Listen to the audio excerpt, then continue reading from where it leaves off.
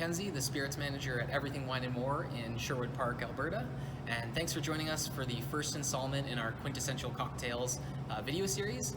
For the next 10 months, on the last Thursday of every month, we're going to talk about a quintessential cocktail.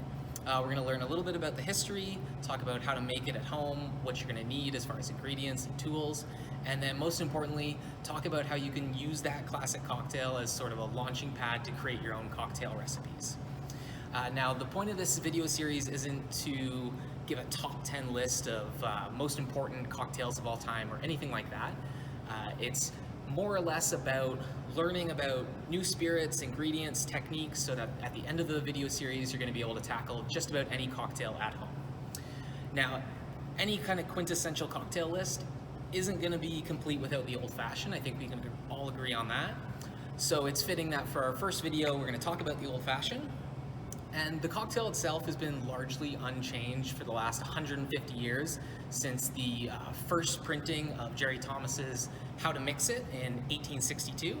Now, Jerry's recipe is the old-fashioned Holland gin cocktail, and it calls for a small lump of sugar with a bit of water in a whiskey glass with some Holland gin, so probably Geneva, and Angostura bitters, and a small piece of lemon peel.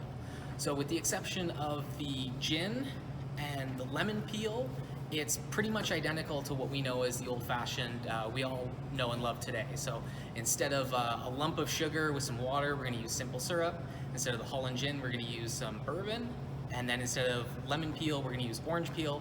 And for the bitters, it's really up to personal preference. You can use an aromatic bitter like Angostura, or today we'll be using Regan's orange bitters. I just like a really orange-forward old-fashioned, so that's just more suited towards my taste. So without further ado, let's get into mixing the cocktail.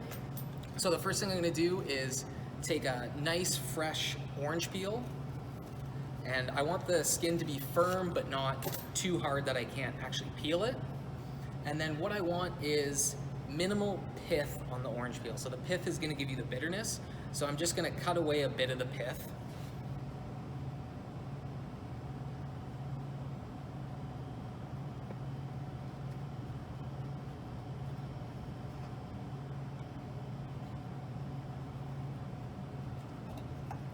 So I've just cleaned it up a little bit. I'm going to pop it into my mixing glass, and your mixing glass can be just a regular pint glass, anything that you can actually mix liquid in. It doesn't need to be a fancy mixing glass. I'll pop my orange zest in there, and then I'm going to take my bar spoon or my muddler or a spoon, anything just to muddle the orange just a little bit. I'm not trying to like macerate it or pulverize it. I'm just trying to get some of those essential oils out. So I'm going to muddle it a little bit in the mixing glass.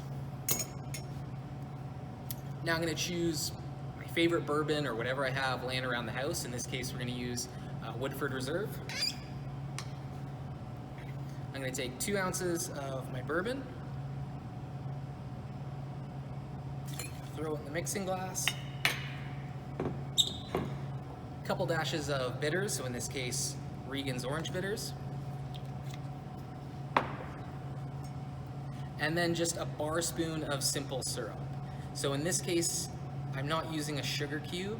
I always say work smart, not hard, and using a sugar cube is just going to be a bit labor intensive and time consuming, so I'm going to use 2 parts sugar to 1 part water, simmer that in a saucepan on the stovetop until the sugar dissolves and let it cool. So I've got all my ingredients I need. I'm just going to give it a little stir before I add ice, just to incorporate all the ingredients together. And then I'm going to top my mixing glass with ice.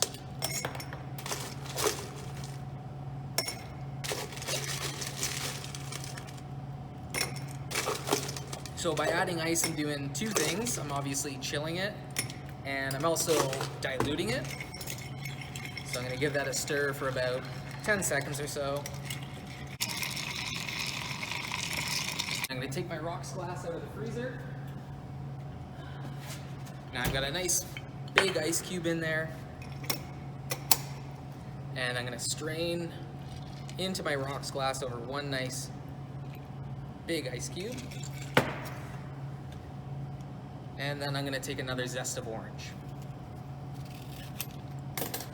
So I'm going to express some of those oils over top of the cocktail, And then again, I'm going to clean up the zest, take off some of that pith before I actually put it into the cocktail.